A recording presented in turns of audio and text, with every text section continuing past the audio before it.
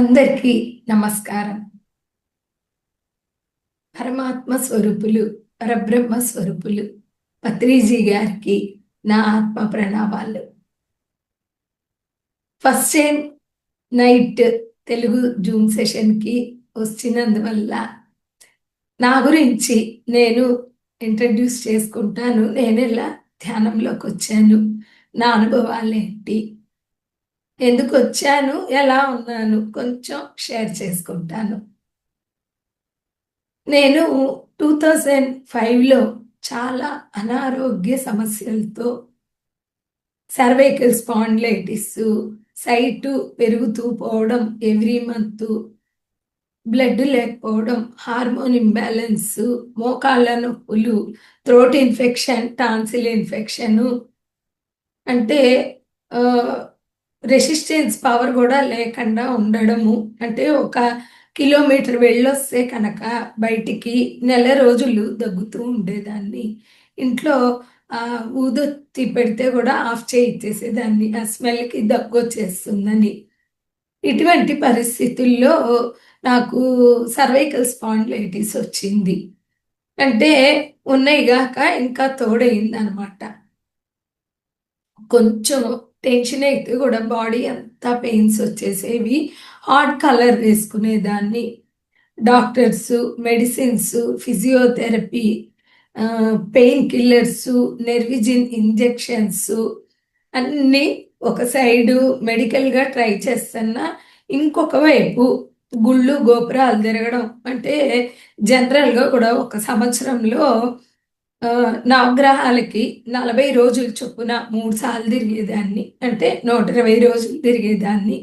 అటు గుళ్ళు ట్రై చేయడం, ఇటుపక్క ఉంగరాల్లో రాళ్ళు పెట్టుకొని ట్రై చేయడం, వాస్తులు చూడడం, జ్యోతిష్యాలు వాళ్ళ దగ్గరికి వెళ్ళడం, రకరకాలు ట్రై చేస్తా వస్తున్నా. ఎక్కడో దగ్గర ఎండు రాకపోతుందా అని. కానీ తగ్గినట్టే ఉన్నాయి, ఎక్కడా తగ్గట్లేదు. ఇలా ఉన్నప్పుడు నాకు భయం వేసింది. 2 చిన్నపిల్లలు, చెన్నైలో ఉంటాము, మనకు అసలు ఎవరు తోడులేరు, మ్యాన్ పవర్ కూడా లేదు. నాకు ఒక భయం వచ్చింది. ఆ భయంలో నుంచి డిప్రెషన్ వచ్చింది. అప్పటికి నా వయసు 32 సంవత్సరాలు.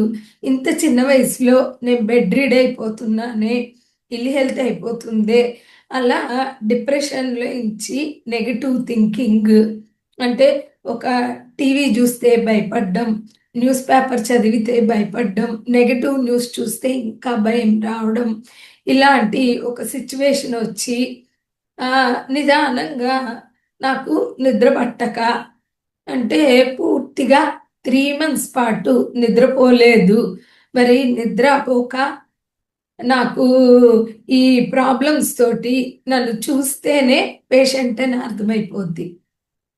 అలా నాకు ఈ స్లీపింగ్ పిల్స్ వేసిన, లేదా స్టెరాయిడ్స్, వీపులో స్టెరాయిడ్స్ ఇచ్చారు వితౌట్ అనస్థీషియాలో. అంటే డైరెక్ట్గా నర్వ్కి దగ్గర దగ్గర 15 to 20 మినిట్స్ స్టెరాయిడ్ ఎక్కిస్తే నాకు అనస్థీషియా లేకుండా ఆపరేషన్ జరిగినంత నరకం అనిపించింది.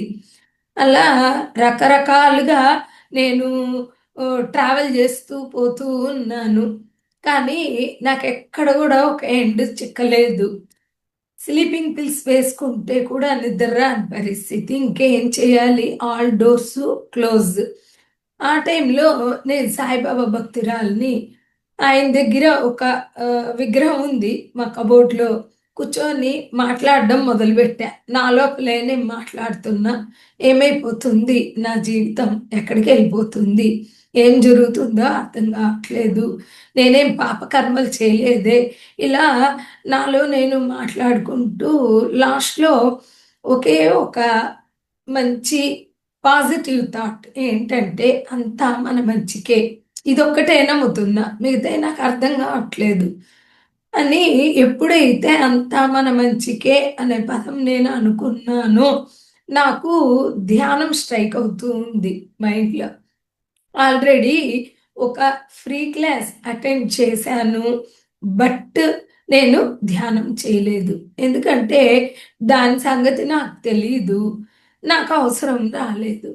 ఎప్పుడైతే ఇది స్ట్రైక్ అయిందో వెంటనే సెంటర్‌కి వెళ్ళి ధ్యానం నేర్చుకొని ఫస్ట్ డేనే వాళ్ళు సబ్జెక్ట్ చెప్పారు. Thoughtless stage, cosmic energy, healing, సంకల్ప శక్తి ఇలా రకరకాలుగా ఆ సబ్జెక్ట్‌ని చెప్పేటప్పటికి బాగా నమ్మకం వచ్చింది. ఎందుకంటే నేను మిస్ చేసిన సబ్జెక్ట్ ఈరోజు దొరికింది నాకు అనేది అర్థమైంది. ఫస్ట్ డే నుంచి 2 అవర్స్ ధ్యానం చేయడం మొదలుపెట్టాను. మార్నింగ్ 1 అవర్, మధ్యాహ్నం హాఫ్ అన్ అవర్, నైట్ ఒక హాఫ్ అన్ అవర్. ఫస్టు నాకు వచ్చిన బెనిఫిట్టు మంచి నిద్ర. రాత్రి పడుకుంటే పొద్దున్న దాకా మెలుకువ రావట్ల. అంత డీప్ స్లీప్ పడుకున్నా. నెక్స్ట్ వచ్చేటప్పటికి నా ఐసైటు బ్రైట్‌గా ఉంది. అప్పటిదాకా మబ్బులుగా ఉంది.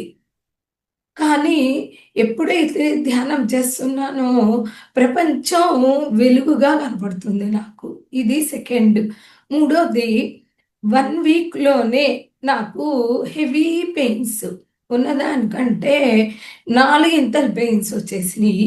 చివరికి ఫస్ట్ ఫ్లోర్‌లో మా ఇల్లు. నేను ధ్యానం చేశాక సెంటర్‌కెళ్ళొచ్చాక ఫస్ట్ ఫ్లోర్ ఎక్కేంత ఇది గూడా కుదరలేదు. టైర్డ్ అయిపోతున్నాయి కాళ్ళు. పెయినొస్తున్నాయి. భయపడ్డా. ఏంట్రా బాబు! ఉన్నయి బోతాయని బోతే, లేనియి వస్తున్నాయా ఏంటి అని భయమేసింది. అయితే కంటిన్యూగా సెంటర్స్‌కి వెళ్తున్నందువల్ల వాళ్ళు గైడ్ చేస్తున్నారు. ఏంటి మేడం 1 వీక్‌కే పెయిన్స్ వచ్చేసినియా? అప్పుడే వచ్చేసినియా? అప్పుడే హీలింగ్ జరిగిపోతుందా? అని వాళ్ళు సంతోషపడి నవ్వుతున్నారు. ఏందిరా బాబు! మనమేదో పెయిన్స్ అంటే వీళ్ళేంది హ్యాపీ ఫీల్ అవుతున్నారనుకున్నా. బట్ ఆ సబ్జెక్ట్స్ చదవను. హీలింగ్ జరిగేటప్పుడు, కర్మ క్లియర్ అయ్యేటప్పుడు ఎక్కువ పెయిన్స్ వస్తాయి.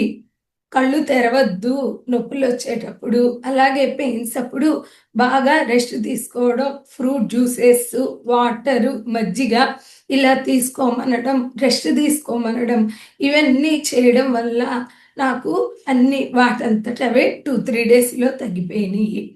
కాబట్టి ఓకే. ఇవి ప్రాసెస్ జరుగుతుంది అని అర్థమైంది. అలాగే నాకున్న ఇంకొక అలవాటు ఏది గూడా గుడ్డిగా నమ్మడం నాకు అలవాటు లేదు. అప్పటి వరకు ధ్యానం అంటే మంత్ర జపం. ఎందుకంటే మా హస్బెండు బిఫోర్ మ్యారేజ్ నుంచే చేసేవాళ్ళు. కాబట్టి మంత్ర జపమే ధ్యానం అనేది నా అవగాహన. అయితే ఇక్కడ వీళ్ళేంటి శ్వాస మీద ధ్యాస అని చెప్తున్నారు. కొత్తగా ఉందే అని నాకు బుక్ రీడింగ్ ఉంది గాబట్టి బుక్స్ చదువుతూ వచ్చాను. అక్కడ సెంటర్‌లో లైబ్రరీలో ఇచ్చేవాళ్ళు. అప్పుడు యోగి వేమన ఏం చెప్పాడు? త్యాగరాయ ఏం చెప్పాడు? బుద్ధుడు ఏం చెప్పాడు? అన్నమాచార్య ఏం చెప్పారు? ఓషో ఏం చెప్తున్నాడు? భగవద్గీత ఏం చెప్తుంది?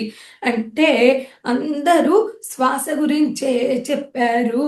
అదే ధ్యానం అనేది నాకు థియరాటికల్‌గా తెలుస్తుంది.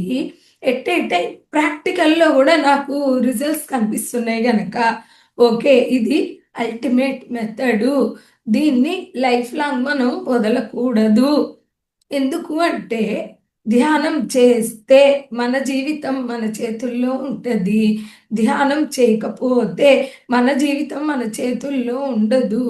అందరి మీద డిపెండ్ అయ్యి ఒక బానిస బతుకు బతుకుతా అనేది అర్థమైంది నాకు. ఆ రోజు నుంచి ఈ రోజు వరకు దగ్గర దగ్గర 26కు 2006లో వచ్చాను. 26 20 సంవత్సరాలుగా ధ్యానము, జ్ఞానము ఈ రెండిటితోనే no medicine, no doctor. Within 4, 5 మంత్స్‌లో నా మెడిసిన్ అంతా గూడా నేను వదిలేశాను. ఆ రోజు నుంచి నేను మెడిసిన్స్ తీసుకోవట్లేదు. చాలా అర్జెంట్‌కి, ఎమర్జెన్సీకి ఒకటి ఇయరా టాబ్లెట్ టెంపరరీగా వేసుకుంటాము టూర్స్‌కి వెళ్ళినప్పుడు. లేదో ఏదన్నా ఎమర్జెన్సీ వర్క్‌లో తప్పితే 2010లో నాకు చికెన్ గున్యా వచ్చింది. వితౌట్ డాక్టర్, వితౌట్ మెడిసిన్ 1 ½ మంత్‌లో కంప్లీట్ క్యూర్ చేసుకున్నాను. నాకు ఆ తర్వాత పెయిన్స్ కూడా రాలేదు. అంటే జనరల్గా తగ్గాక కూడా చాలా నెలలు పెయిన్స్ వస్తూ ఉంటాయి, 8 మంత్స్ 10 మంత్స్. బట్ 1.5 మంత్ తర్వాత నాకు ఎటువంటి పెయిన్స్ లేదు, నేను ఇంకా హెల్తీగా తయారయ్యాను. అండ్ మేము ఇల్లు కట్టుకున్నాం 2007లో, 8లో ఫినిష్ అయింది. నాకేంటంటే ఖాళీగా ఉన్నాం, హౌస్ వైఫ్, టైం వేస్ట్ చేయకూడదు, ఇంత మంచి రూట్ దొరికాక వేస్ట్ చేయకూడదు, ఇంటి మీద పిరమిడ్ వేసుకుంటే వచ్చే వాళ్ళందరికీ నేర్పించవచ్చు, క్లాసులు పెట్టచ్చు. ఆ ఆలోచనలో మా హస్బెండ్ని అడిగా అనమాట, నాకు పిరమిడ్ కట్టించి ఇవ్వండి అంటే ఆయన ఏమన్నారంటే, నేను అనుకోలేదు, అనుకున్న దానికన్నా అప్పు ఎక్కువైపోయింది, నాకు కట్టడం కష్టం అన్నారు. నాకు చాలా దుఃఖమైపోయింది. ఏమంటే ఒక మంచి చేద్దాం అనుకున్నాం, ఆ, మనకు కుదరలేదు, అమరలేదు అని. మా హస్బెండ్ ఆఫీస్కి వెళ్ళిపోయారు, మా పిల్లలు స్కూల్కి వెళ్ళిపోయారు. అన్నం తినేసి రూమ్లోకి వెళ్ళి కూర్చునేసాను. మధ్యాహ్నం తలుపేసుకొని కూర్చొని ధ్యానంలో ఒక సంకల్పం, నాకు ఈ నెల చివరిలోపు మా ఇంటి మిద్ది మీద పిరమిడ్ కావాలి అని పెట్టుకొని కూర్చున్నా. 2 అవర్స్ 3 అవర్స్ అయింది, మా వారు ఆఫీస్ నుంచి వచ్చారు. తలుపు తీస్తూనే ఆయన చెప్పిన ఫస్ట్ డైలాగ్, పత్రిజీ చెన్నై వస్తున్నారు, సార్ వచ్చేలోపు పిరమిడ్ కట్టి సార్ చేతిలో మనం ఇనాగ్రేట్ చేసుకుంటామని చెప్పంగానే మన సంకల్పానికి ఎంత శక్తి ఉంటుంది. అవర్స్లో చూసా నేను. విత్ ఇన్ 1 వీక్లో ఎలా అమరిందో నాకే తెలీదు. టకటక ఫ్యాబ్రికేటర్ వచ్చాడు, ఇంజనీర్ కట్టించేశాడు, సున్నాలు వేయలేదు, బట్ సార్ వచ్చి ఇనాగ్రేట్ చేశారు పత్రిజీ. అప్పటి నుంచి మా పిరమిడ్లో daily classes, weekly full day classes, mono classes, Bhagavad Gita classes, Uttara Gita classes, workshops, ఇలా కరెక్ట్గా చెప్పాలంటే జీవితాన్ని సార్థకం చేసుకోవడం అనేది పిరమిడ్ స్పిరిచువల్ సొసైటీలోకి వచ్చాక నేను చాలా హ్యాపీగా జీవిస్తున్నా అని చెప్పుకోవచ్చు.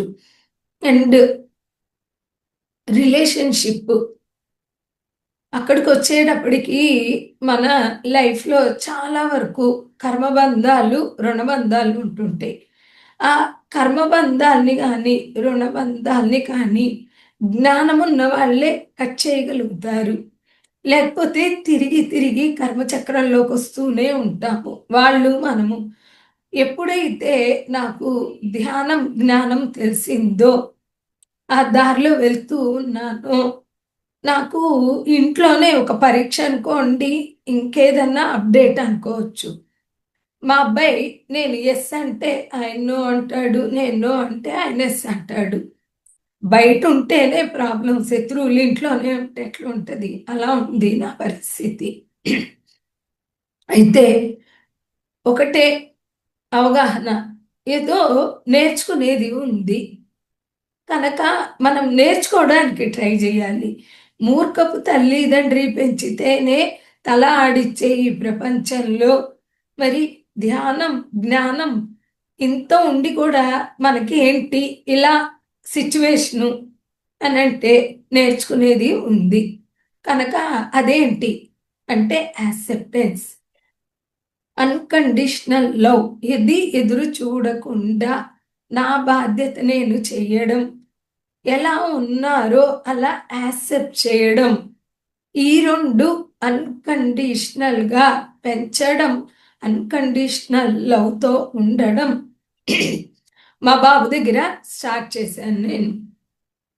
ఎప్పుడైతే కొన్ని సంవత్సరాలు పట్టింది, ఒక 3 ఇయర్స్ కూడా పట్టి ఉండొచ్చు ఈ ప్రాసెస్కి. ఒక్క క్షణం మాస్టర్స్.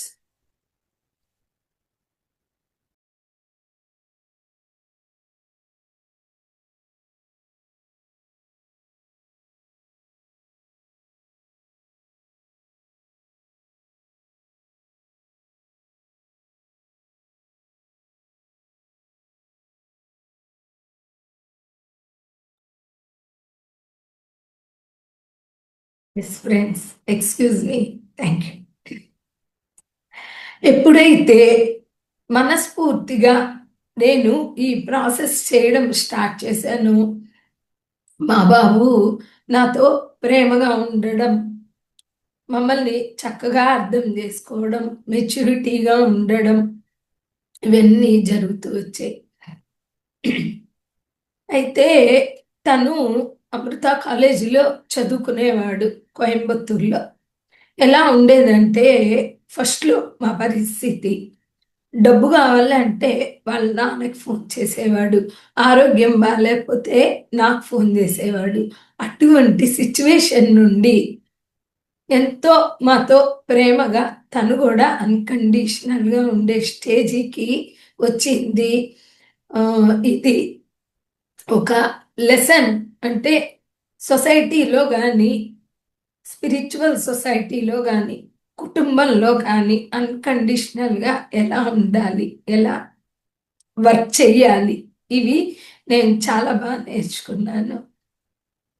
ఇంకా నా స్టోరీ చెప్తూ పోతే వస్తూ ఉంటది కాబట్టి ఇక్కడ నేను కట్ చేసేసి మన సెషన్‌లోకి వెళ్ళిపోదాం మాస్టర్స్. Yes ma'am. కావాలంటే మీ ఆధ్యాత్మిక ధ్యాన ప్రయాణం కూడా మాకు ఒక రోజు ఇవ్వచ్చు మీరు, మేము తీసుకుంటాం. Yes ma'am. ఇప్పుడు మన సబ్జెక్ట్ ఈరోజు thought, thought patterns and thinking. మనం ఏమనుకుంటామంటే అన్నీ ఒకటే అనుకుంటుంటాము. దాంట్లో ఫస్ట్ స్టెప్ ఏంటి? సెకండ్ స్టెప్ ఏంటి? థర్డ్ స్టెప్ ఏంటి? అసలు వీటి బేసిక్ గుణాలేంటి? అవి తెలుసుకుంటే వాటిని ఎలా చూడాలనేది మనకు తెలుస్తుంది. ఫస్ట్ థాట్స్ తీసుకుందాం.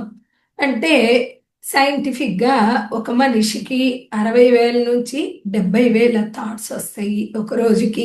తెలిసి గాని, తెలియక గాని. అంటే కాన్షియస్‌గా గాని, అన్‌కాన్షియస్‌గా గాని. అయితే ఎప్పుడైతే మనం ధ్యానం చేస్తూ ఉంటామో, శ్వాస గమనిస్తూ ఉంటామో, వాటి డెన్సిటీ తగ్గుతుంది. అంటే కళ్ళు మూస్తే 15, శ్వాస గమనిస్తే 13, 10, 5, 3, 0 ఇలా అయిపోతుంది. అంటే డెన్సిటీ తగ్గుద్ది. ఇది థాట్స్. ఎప్పుడైతే మనము ధ్యానం చేస్తూ ఉంటామో, మన థాట్స్‌లోంచి అవసరమైన థాట్స్ మాత్రమే తీసుకొని వాటి గురించి ఆలోచన చేస్తే అది థింకింగ్. కాబట్టి థాట్స్ వేరే, థింకింగ్ వేరే. అంటే మనకి రకరకాల థాట్స్ వస్తాయి. క్రియేటివిటీ థాట్స్ వస్తాయి. మనం చేయాల్సిన పనులు, మనం చేయాల్సిన బాధ్యతలు, సమస్యలు, ఫ్యూచరు, పాస్ట్ అన్నీ వస్తూ ఉంటాయి. వాటిలో నుంచి అక్కర్లేనివి మనం పట్టించుకోకుండా అవసరమైంది తీసుకొని వాటి గురించి ఆలోచించడం, ప్లాన్ చేయడం, ఇట్లా చేయడాన్ని థింకింగ్‌గా చెప్పుకుంటాము. కాబట్టి ఎప్పుడైతే కరెక్ట్‌గా సరి అయిన థాట్స్ తీసుకొని థింక్ చేస్తామో, మన జీవితం కన్‌స్ట్రక్టివ్‌గా ఉంటది. అంటే నిర్మాణాత్మకంగా ఉంటది. కనుక ఎవ్వరు కానీ థాట్స్ రాకూడదు, థాట్స్ వద్దు కాదు. థాట్స్‌లో ఎంచి ఎలా బిహేవ్ చేయాలి, ఎలా పిక్ చేసుకోవాలనేది నేర్చుకోవాలి విడిగా. ధ్యానంలో మాత్రం కట్ చేసి శ్వాస గమనించాలి. నెక్స్ట్ వచ్చేటప్పటికి థాట్ ప్యాట్రన్స్ అంటే ఆలోచన విధానాలు. పాతోళ్ళు చూస్తే గనక ఓల్డ్ పీపుల్ ఎక్కువగా పాత ఆలోచన విధానాల్ని పట్టుకొని వేలాడుతూ ఉంటారు. ఇలాగే ఉండాలి, ఇంతే ఉండాలి, నువ్వు ఇంతే, నేను ఇంతే, నేను దేనికి పనికిరాను, లేకపోతే నువ్వు దేనికి పనికిరావు. అన్నిటికీ ఒక దీనిలో ఒక సర్కిల్‌లో ఇరుక్కుపోయిన ఆలోచన విధానంలో ఉంటారనమాట.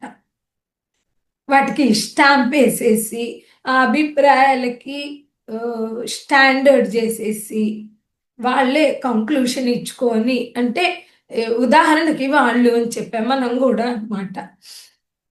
అట్లా రకరకాల థాట్ ప్యాటర్న్స్‌లో మనం ఇరుక్కుపోయి ఉంటాము. ఇదే మంచిది, అది మంచిది కాదు, ఎన్నో ఉంటాయి, వేల రకాల థాట్ ప్యాటర్న్స్. వాటిలో కొన్ని మనం బేసిక్గా ఉండేవి చూద్దాము. నెక్స్ట్ పోను పోను సబ్జెక్ట్స్ చూస్తామన్నమాట.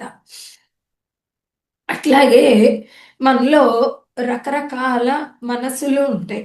అంటే తిట్టే మనసు, ఫిర్యాదు చేసే మనసు, లోపం చెప్పే మనసు, రకరకాల మనసులు ఉంటూ ఉంటాయి. అది కొంచెం సబ్జెక్ట్ వేరే అనుకోండి. అయితే ఒక ఎగ్జాంపుల్కి ఇది నేను మీకు చెప్తున్నా అనమాట. అదే రిపీటెడ్గా ఉంటుంది.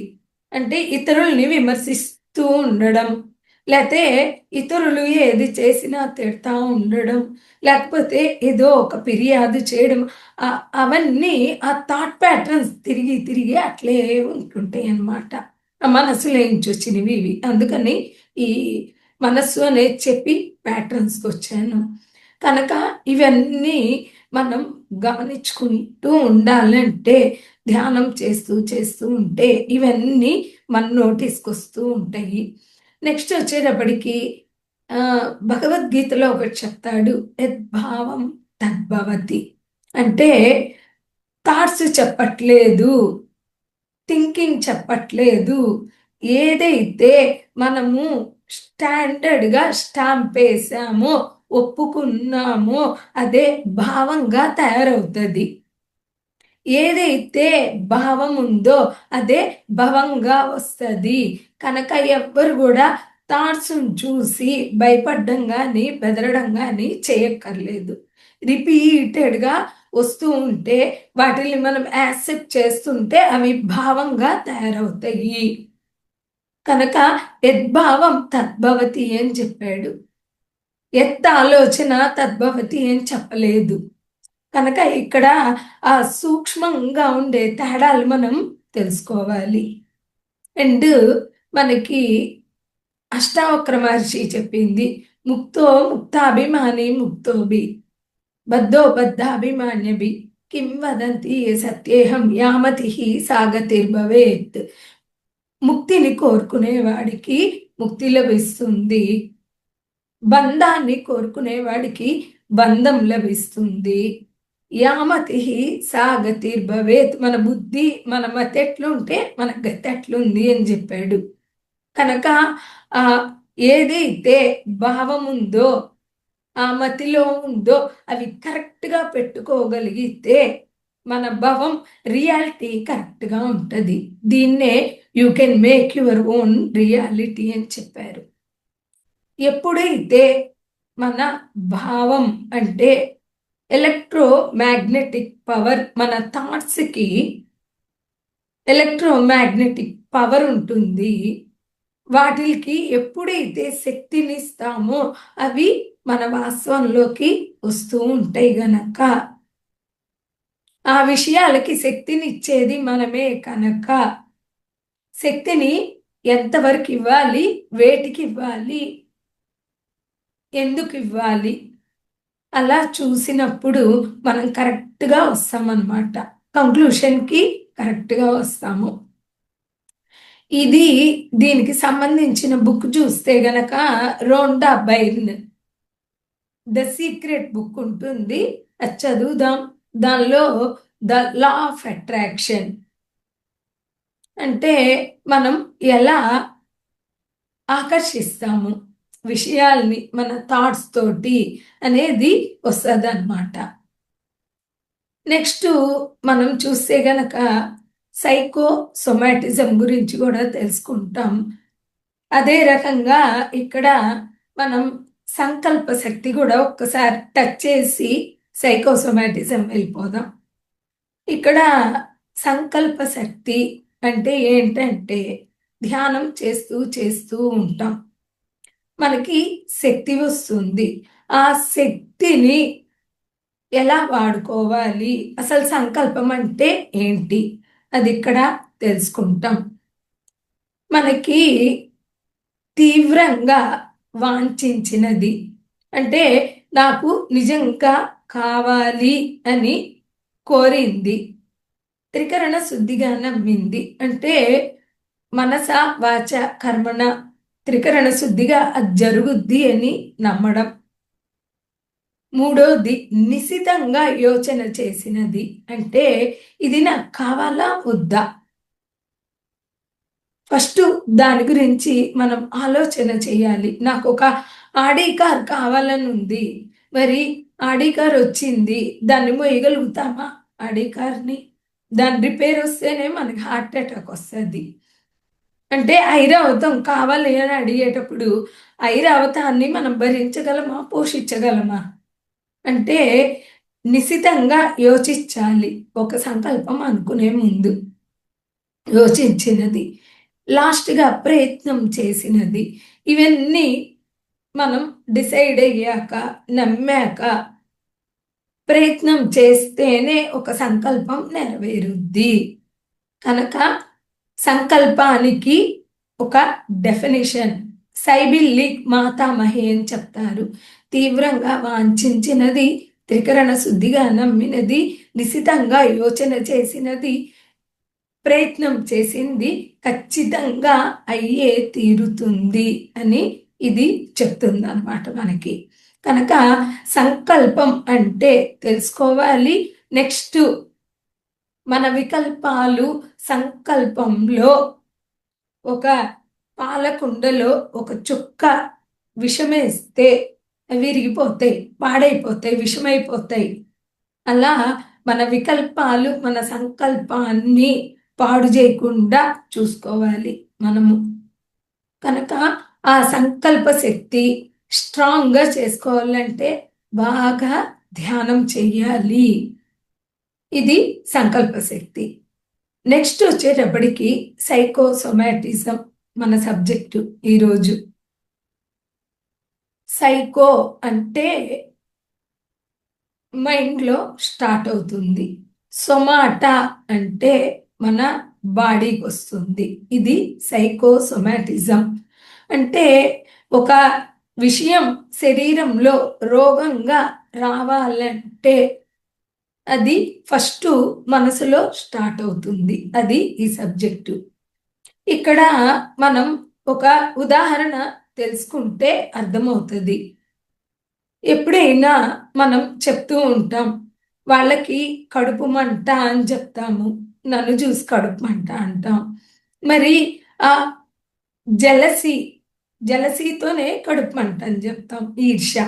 ఈర్ష్య ఎక్కడ స్టార్ట్ అయింది? మనసులో స్టార్ట్ అయింది.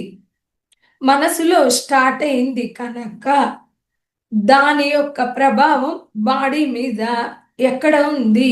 కడుపులో ఎంజైమ్స్ రిలీజ్ అవుతున్నాయి. అంటే ఇక్కడ స్టార్ట్ అయింది, బాడీలో కడుపులో మంట వస్తుంది. ఇది ఒక ఉదాహరణ.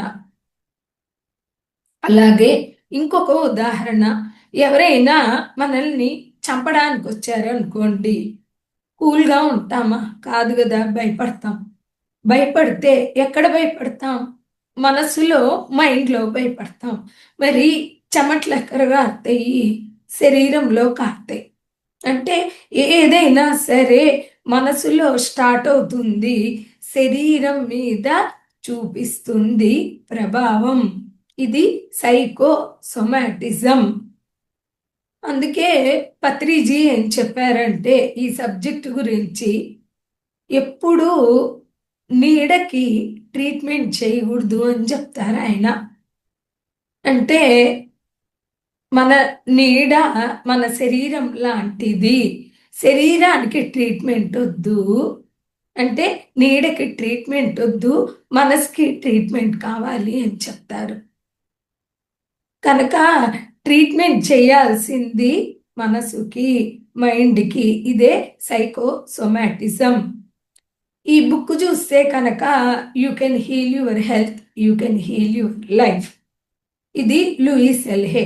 తెలుగులో కూడా బుక్స్ మనకి అవైలబిలిటీ ఉంది. మీ ఆరోగ్యం మీ చేతుల్లో, మీ జీవితం మీ చేతుల్లో. ఇది తప్పకుండా అందరూ చదవాల్సిన బుక్స్ ఇది. అంటే మన థాట్ ప్యాటర్న్స్ ఎలా ఉంటాయి, ఎంత తెలియకుండా రాంగ్ ప్యాటర్న్స్ని మనం వాడుతూ ఉంటాం. ఆ బుక్లో చాలా చక్కగా ఉంటుంది. ముఖ్యమైన 3 ఇస్తారు దీనిలో మనకి. ఏంటంటే మనల్ని మనం ప్రేమించుకోవాలి, మనల్ని మనం అంగీకరించాలి, మనల్ని మనం క్షమించాలి. అంటే మనల్ని మనం ప్రేమించుకోవడం. ఎప్పుడైతే మనల్ని మనం ప్రేమిస్తామో ఇతరుల్ని కూడా ప్రేమిస్తాము. మనల్ని మనం ప్రేమించుకోలేదో ఇతరుల్ని కూడా ప్రేమించుకోవడం కుదరదు. ఎందుకంటే ఇక్కడ మనమే ఉన్నాం, అక్కడే మనమే ఉన్నాం. కనుక ఫస్ట్ ఇక్కడి నుంచి స్టార్ట్ చేయాలి. రెండోది మనల్ని మనము అంగీకరించడం. అంటే మనలో ఉండే మైనస్, మనలో ఉండే ప్లస్, మన టాలెంట్స్, మన జీవితం అంతా కలిపి అంగీకరించడం, అంతటినీ కలిపి ప్రేమించడం. ఎప్పుడైతే మనల్ని మనం యాక్సెప్ట్ చేస్తామో ఇతరుల్ని కూడా యాక్సెప్ట్ చేయగలుగుతాం. అంటే వాళ్ళల్లో ఉండే ప్లస్ మైనస్, వాళ్ళ జీవితం, వాళ్ళ మొత్తం అంతటినీ కలిపి కూడా మనము అంగీకరిస్తాం, ప్రేమిస్తాం. మూడోది మనల్ని మనము క్షమించడం. అంటే మనం ఎప్పుడైతే మిస్టేక్స్ చేస్తాం, తప్పులు అనే పదం అంత అక్కర్లేదు, మిస్టేక్స్ ఎప్పుడు కూడా లైఫ్లో ఆ చేసిన మిస్టేక్స్ని క్షమిస్తూ వస్తాము. ఓకే, ఇక్కడ నేను మిస్టేక్ చేశా, నెక్స్ట్ చేయకుండా ఉంటా అని కరెక్ట్ చేసుకుంటే సరిపోతుంది. ఎప్పుడైతే మనల్ని మనము మన్నిస్తామో ఇతరులను కూడా మన్నిస్తాము ఆటోమేటిక్గా. నన్ను నేను మన్నించుకునేంత గొప్ప మనసు ఉన్నప్పుడు ఇతరుల్ని కూడా మన్నించేంత గొప్ప మనసు మనలో వస్తుంది. ఈ 3 బేసిక్గా లూయిస్ ఎల్హే గారు చెప్తారనమాట. అలాగే మనకి ఇక్కడ చెప్పేది ఏంటంటే మానసిక జనిత శారీరక రుగ్మతలు అని చెప్పి ఈ టాపిక్ చెప్తారనమాట. నెక్స్ట్ వచ్చేటప్పటికి ఈ బుక్కులో దగ్గర దగ్గర 360 రకాల రోగాలకి కారణాలు, వాటి అఫెక్షనరీ వర్డ్స్ ఉంటాయి. అంటే ప్రతి చిన్నది రోగమైనా సరే దానికి 2-3 కారణాలు ఇస్తారు. ఆ 2-3 కారణాల్లో మనము చెక్ చేసుకొని ఏదైతే మనము ఇరుక్కో ఉన్నామో ఆ థాట్ ప్యాటర్న్లో దానిలో నుంచి మనం బయటపడడానికి అఫెక్షనరీ వర్డ్స్ అంటే ఏంటంటే మన థాట్ ప్యాటర్న్ చేంజ్ చేసుకోవడం. అంటే ఆర్టిఫిషియల్గా రోజు అనుకోవడం కాదు, మనస్ఫూర్తిగా నిజాయితీగా ఆ ప్యాటర్న్లో నుంచి బయటకి రావడం. ఇది మీకు ఉదాహరణగా నేను ఒక విషయం చెప్తాను. నేను రీసెర్చ్ చేసిన విషయాలు చెప్తాను. నేను ధ్యానంలోకి వచ్చాక నాకు రోగాలన్నీ తగ్గిపోయాయి అని మీతో షేర్ చేసుకున్నా. అయితే ఒక ప్రాబ్లం ఉండిపోయింది. ఏంటంటే బ్యాడ్ బ్రెత్. ఫస్ట్‌లో నేనేమనుకున్నా, ఏంటి నోరు వాసన వస్తుందా, బ్రష్ చేసుకున్నా తగ్గట్లేదు, ఏం చేసినా తగ్గట్లేదు అని అలా ఆ టాపిక్ పక్కన పెట్టా. ఎప్పుడైతే ఈ బుక్ చదివానో బ్యాడ్ బ్రెత్ అంటే ఇక్కడ అన్నమాట బ్రెత్‌లో ప్రాబ్లమ్. ఆ స్మెల్ నా ఒక్కదానికే వస్తుంది. అంటే అక్కడ పక్కన ఒక కాలం ఉంది. దానిలో గతాన్ని వదలకపోవడం, గతాన్ని పట్టుకొని వేలాడడం అనే ఒక కాలం చూసినప్పుడు నేను రియలైజ్ అయ్యా. ఇంకా కొన్ని విషయాలు పట్టుకొని వేలాడుతున్నాను, అవి వదిలేయాలి అని అర్థమైన వితిన్ సెకండ్స్లో, మినిట్స్ కూడా కాదు మాస్టర్స్, వితిన్ సెకండ్స్లో నాకు ఆ బ్యాడ్ బ్రెత్ ప్రాబ్లం పోయింది. అండ్ ఇక్కడ వచ్చేటప్పటికి నేను రకరకాలుగా సెర్చ్ చేశాను అనమాట. ఎలా అంటే మన ఇంట్లో, మన చుట్టూతా, మన ఫ్యామిలీస్లో రకరకాల ప్రాబ్లమ్స్తో, హెల్త్ ఇష్యూస్తో ఉన్నోళ్ళకి ఈ థాట్ ప్యాటర్న్స్కి ఎట్లా ఉంటుంది అని చూసినప్పుడు చాలా చక్కగా సింక్ అయినాయి ఇవన్నీ కూడా. నాకు తెలిసిన మా వాళ్ళు ఒక ఆమె కోడళ్ళు, ఆమెకి ముగ్గురు కోడళ్ళు, కోపం ఉంటుంది. ఆమె బయటికి వెళ్ళగక్కలేక లోపలే అణుచుకుంటూ క్రోధంతో లాస్ట్లో క్యాన్సర్ రావడం నేను చూశాను. కోపం దాన్ని బాగా పెంచి క్రోధం దాన్ని అణిచిపెట్టుకోవడం. అంటే చెప్తుంటాం కదా, రక్తం మరిగిపోతుంది అని చెప్తాం. కోపంతో మరగడం అంటే బ్లడ్ బాయిల్ అయినప్పుడు అవి ఆ సెల్స్ క్యాన్సర్ సెల్స్ కింద కన్వర్ట్ అవుతాయి అన్నమాట. అట్లా ఎన్నో కిడ్నీ ప్రాబ్లం ఉన్నోళ్ళని చూస్తే గనక ఇన్సల్ట్, అవమానం ఫీల్ అవ్వడం అండ్ అపరాధ భావం శిక్షని కోరుకుంటుంది కాబట్టి రకరకాలుగా ఉండడం, బెల్స్ పాలి, విపరీతమైన కోపము, తర్వాత షుగర్, డయాబెటీస్ ఎందుకు వస్తుంది అంటే జీవితంలో స్వీట్నెస్ లేకపోవడం. అంటే మధురమైన జీవితాన్ని మధురంగా ఉంది అలా జీవించాలి అని తెలుసుకోకపోవడం, డైజెషన్ విషయాల్ని జీర్ణించుకోలేకపోవడం అండ్ పీరియడ్ ప్రాబ్లమ్స్. అంటే ఆడవాళ్ళుగా మనల్ని మనం యాక్సెప్ట్ చేసుకోకపోవడం, ఈ స్త్రీ శరీరాన్ని ప్రేమించకపోవడం, ఆడదానిగా పుట్టినందువల్ల ఇన్ని ఇబ్బందులు, ఇంత ఇన్సెక్యూరు, రకరకాలుగా మనం ఎప్పుడైతే మన ఫెమినిటీని గౌరవించమో మనకి పీరియడ్ ప్రాబ్లమ్స్ రావడము అండ్ అనీమియా, రక్తం తక్కువగా ఉండడం, జీవితం అంటే భయం, ఇలా ఎన్నో చూస్తే గనక మనకి మన థాట్ ప్యాటర్న్స్లో నుంచి, మన భయాల నుంచి, మన అనుమానాల నుంచి రకరకాల వ్యాధులు రావడం మనం గమనించవచ్చు. మా పిల్లల మీద కూడా నేను ప్రయోగం చేసేదాన్ని అనమాట. అంటే చెక్ చేసేదాన్ని. ఎప్పుడైతే చెక్ చేస్తానో వాళ్ళతో కూర్చొని చక్కగా మాట్లాడడం, వాళ్ళని కౌన్సిలింగ్ చేయడం, ఇవన్నీ చేస్తూ వచ్చేదాన్ని.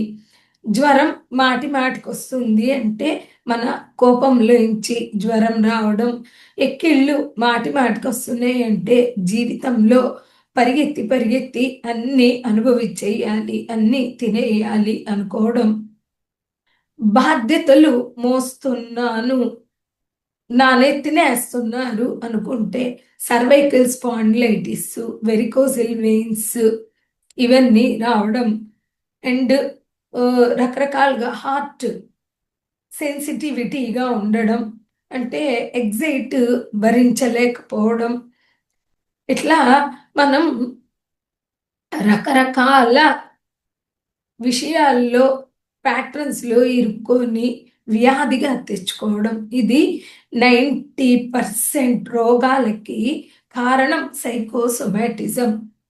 ఫుడ్లో వచ్చి ఒక 10% ఉంటుంది. లివర్ వచ్చేటప్పటికి పాయిజన్, అంటే ఆ, విషం లాంటి విషయాలను వినడం, తలకెక్కించుకోవడం. అది ఎక్కడ వర్క్ చేస్తుంది? లివర్లో వర్క్ చేస్తుంది. విష పదార్థాలు క్లీన్ చేసే వరకు లివర్ది. కనుక మనం హుషారుగా ఉంటూ మన ప్యాటర్న్స్ గమనించుకుంటూ నిదానంగా వాటిల్ని చేంజ్ చేసుకోవడానికి ప్రయత్నించాలి.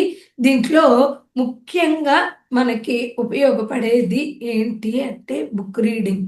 ఎంతెంత బుక్స్ చదువుతామో, ఎంతెంత నాలెడ్జ్ తెలుసుకుంటామో, ఈ ధ్యాన శక్తిని బుక్స్ నాలెడ్జ్ ద్వారా మనల్ని మనం రైట్ యాంగిల్లో రైట్ ట్రాక్లో తీసుకుపోవడం వల్ల అవుతుంది. ఇక్కడ బుక్స్ గురించి కొంత మనం తెలుసుకుంటాం. బుక్స్ ఎందుకు చదవాలి అంటే ధ్యానం చేస్తున్నాం, ఎనర్జీ వస్తుంది. మరి ఎనర్జీకి డైరెక్షన్ ఇచ్చేది ఎవరు అంటే బుక్సే డైరెక్ట్ చేస్తాయి. ఎప్పుడైతే బుక్స్ చదువుతామో మనకి క్లారిటీ ఉంటుంది, లేకపోతే క్లారిటీ ఉండదు. అండ్ బుక్స్ చదివినప్పుడు మన యొక్క విజ్ఞానమయ కోసం, అంటే one of our body develop అవడం మొదలు పెడుతుంది, బుద్ధి శరీరం డెవలప్ అవుతుంది. బుక్స్ చదువుతూ ఉంటే ఆత్మకి అది ఆహారం. ధ్యానం ఎంత ముఖ్యమో స్వాధ్యాయం కూడా అంతే ముఖ్యం. అలాగే సజ్జన సాంగత్యం ఎందుకు ముఖ్యమంటే అక్కడక్కడ మనకు కొంచెం గ్యాప్స్ ఉంటాయి, అవన్నీ కూడా సజ్జన సాంగత్యంలో ఫిల్ అయిపోతాయి అన్నమాట. ఇది మాస్టర్స్ మన సైకోసోమాటిజం సబ్జెక్టు అండ్ లా ఆఫ్ అట్రాక్షన్లో ఒక్క ఎగ్జాంపుల్ చెప్పి మనం ముగించుకుంటాము.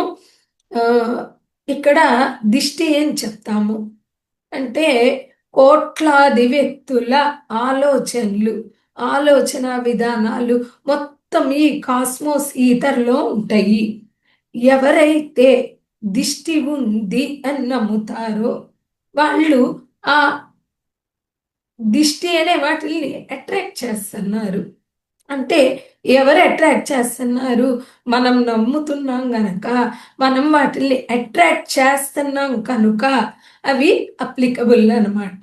కాబట్టి మన బిలీఫ్ సిస్టంలో నుంచే మన జీవితం ఉంటుంది గనక మనం ఈ విషయాలన్నీ బ్రీఫ్గా ఇక్కడ కొంత తెలుసుకున్నా కూడా ఇంకా బుక్స్ చదవను అన్నిటి మీద మనకి చక్కటి అవగాహన వస్తుంది. Yes masters, thank you, I love you.